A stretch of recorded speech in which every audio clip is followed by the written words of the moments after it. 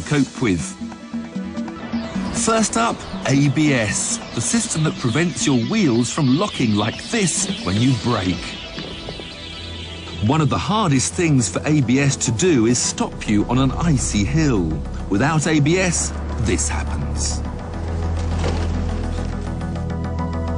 But with the latest ABS now engaged, will the result be any more controlled?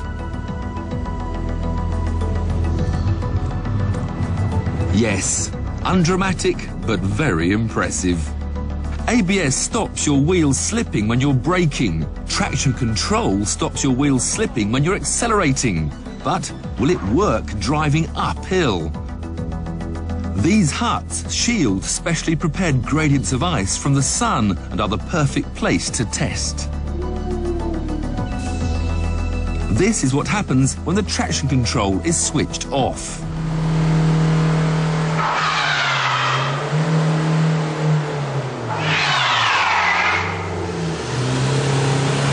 No traction control, no traction.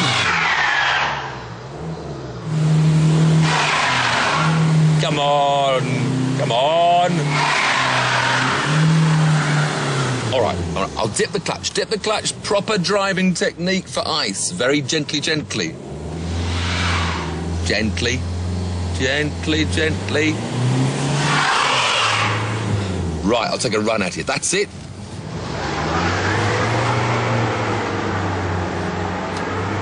No matter what I tried, the front-wheel drive X-Type wasn't going up.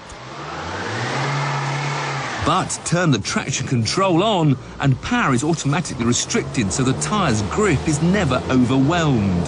The hill is conquered with no fuss at all.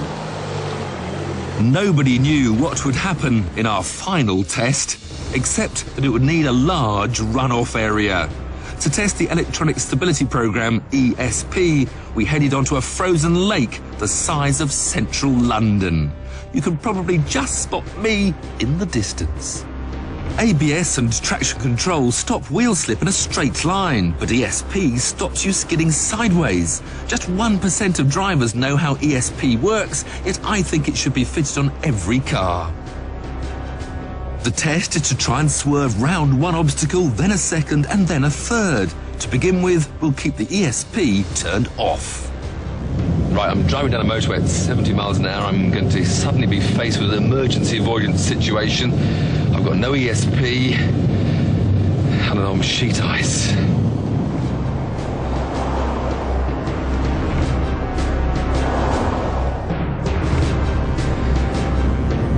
Hold tight.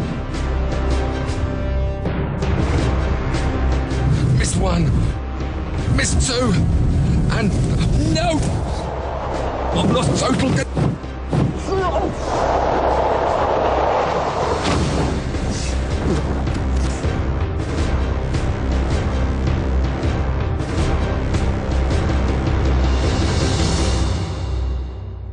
Oh, I pulled a muscle in my neck.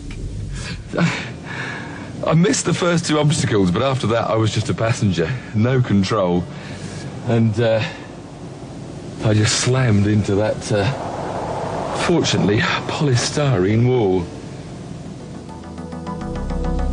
Normally, Bosch tests at 50 miles an hour, but this was at 70. And given that it was on sheet ice, I was doubtful that even the latest generation of ESP could save the skid. But we turned it on, rebuilt the wall, and tried again. Okay, now building up to the same situation, 70 miles an hour. I now have the ESP switched on. I face the same hazard. I still can't believe this is going to work. 70 miles an hour. Miss one, miss the other, and just drive past the wall and gently bring the car to a halt with my ABS brakes. I mean, it's just so undramatic, it's unbelievable. The ESP senses a potential skid, so first cuts power, then applies individual brakes to counteract the slide. It reacts better than any human could. Watch how the front wheel automatically brakes just enough to keep you straight. It's easy to see why Mercedes reckon ESP cuts accidents by 1/3, while Toyota say by 1/2. Miss 1, Miss 2. If the system works here, it'll work anywhere.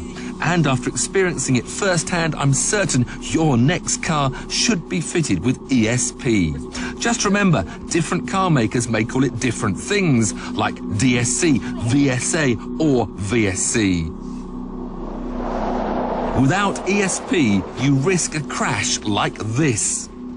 And the thing you hit may not be so soft.